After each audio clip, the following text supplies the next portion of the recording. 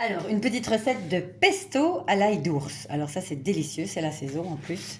Donc l'ail d'ours, hein, que vous trouvez dans la nature, sinon dans le potager, ça pousse très facilement. Hein, donc de l'ail d'ours frais. Voilà, donc ici, il vous faut pour la recette, on va faire un petit bocal de pesto. Il vous faut 200 grammes d'ail d'ours bien nettoyé.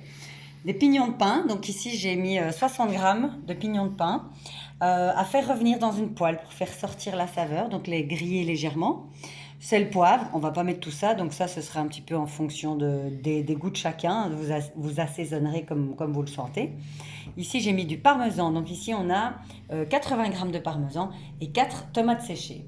Alors c'est très facile, vous avez besoin d'un mixeur, ou vous pouvez l'utiliser aussi avec un mixeur. Bon moi ici j'utilise mon Magimix, mais sinon un blender c'est très bien aussi, enfin voilà, un mixeur. Vous mettez votre ail d'ours dans l'appareil. Voilà. Vous pouvez également, ici j'ai fait 200 grammes, vous pouvez faire la même chose avec 100 grammes et évidemment couper les proportions en deux dans tout ce que je vous ai dit. Donc on va mettre les 200 grammes de parmesan. Voilà, on met tout ça à côté. Les pignons de pain. Les 4 tomates séchées. Voilà, très facile. Je recouvre le tout d'huile d'olive. Donc là, vous pouvez y aller abondamment. Hein. De toute façon, on verra en fonction de la consistance. Et alors, sel, poivre, ça c'est un petit peu à vous de voir. Là, je mets 3 petites pincées. Et puis, quitte à réassaisonner après. Voilà, donc on met tout dans le blender. C'est parti.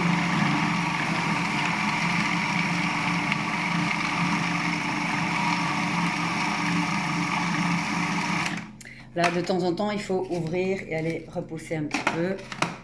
Voilà. Pour que tout puisse être bien mixé. Et vous allez voir au fur et à mesure la texture. Voilà.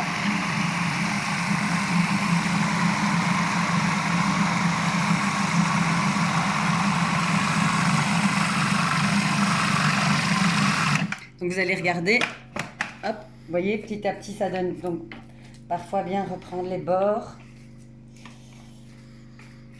Voilà. Bon, ici, on peut rajouter un tout petit peu d'huile d'olive pour que ce soit un petit peu plus fluide. Voilà. Hop. Donc, vous regardez, vous voyez déjà ce que ça donne. Hein. Voilà. Hop.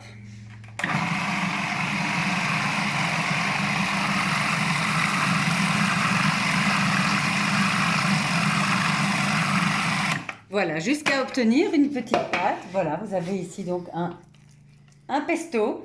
Voilà, pesto à l'ail d'ours. Donc pour conserver, soit vous pouvez surgeler. Vous le mettez dans un... Moi, ce que je fais, c'est des petits glaçons dans les bacs à glaçons. Vous pouvez surgeler en portions.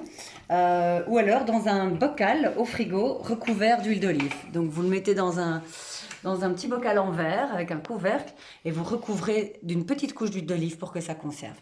Voilà, bon appétit à mélanger avec les pâtes. Vous pouvez utiliser ça avec tout ce que vous voulez, des viandes blanches, des pâtes, dans les quiches, voilà, pour assaisonner tout ce que vous souhaitez. Bon appétit!